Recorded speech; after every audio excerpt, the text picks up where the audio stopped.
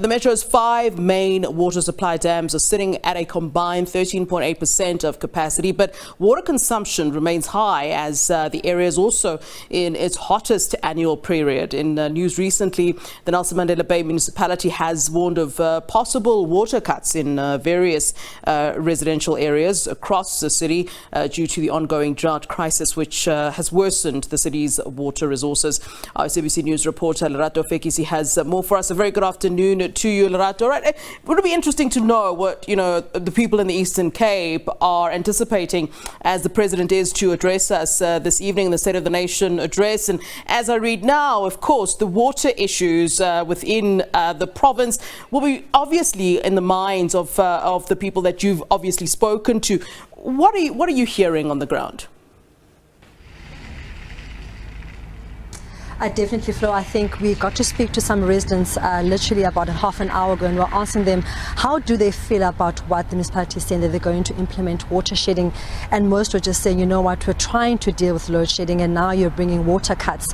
Someone also said that we're coming out of a pandemic where we were told to wash our hands and to keep clean, and now when you shed water in the morning when we're supposed to keep clean, how we're supposed to do that. So residents here, Flo and PE, are very I think sad about the water shedding, very disappointed, and also just say, as we try to grapple with load shedding, how in the world do we cope without water, because trying to fight those two battles is really impossible. This drought actually, Flo, started about 7 years ago, so you're dealing with the Metro with a drought of 7 years. Like you said, our combined dam levels are currently at 13.8%, the lowest they've ever been, and if anything now the residents have to make sure they conserve as much water as possible. But Flo, let me bring a man in the picture who I've been talking to a lot over the past couple of weeks to find out exactly where we are in terms of water, and are we possibly going to see a situation where we're going to eventually reach day zero. Joseph Sazile, just afternoon to you. Earlier on we spoke about the issue of water shedding, which is a topical issue right now. A statement released this afternoon that you're going to implement water shedding in the Metro. Just in layman's term, what is that and how we're going to see it rolled out in the Metro for residents to know exactly how you're going to implement this? Thank you for the opportunity. And I think just to remind your listeners, I think we are currently experiencing a drought, and I think part of that means that we've got water shortage in the system.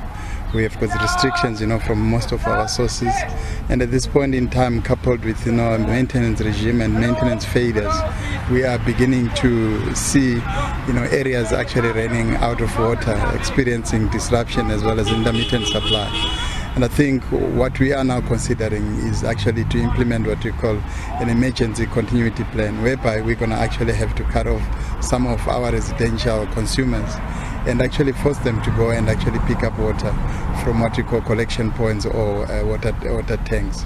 And obviously this will it's not a conventional way of providing water to residents, but I think we are at a point where we only have got 230 megalitres from the reliable source, which is Karib, and as compared to what we are consuming currently is 286. There is a deficit, and we cannot manage that without actually cutting off some of the residents from the reticulation grid. Another issue, Joseph, that the municipality has been really harping on is the issue of how residents consume water. I understand that currently residents are consuming 280 megalitres a day when it's supposed to be 230. What difference or what challenges also that pose in terms of water supply in the Metro? Obviously, I think the biggest challenge is that water is always short in the system.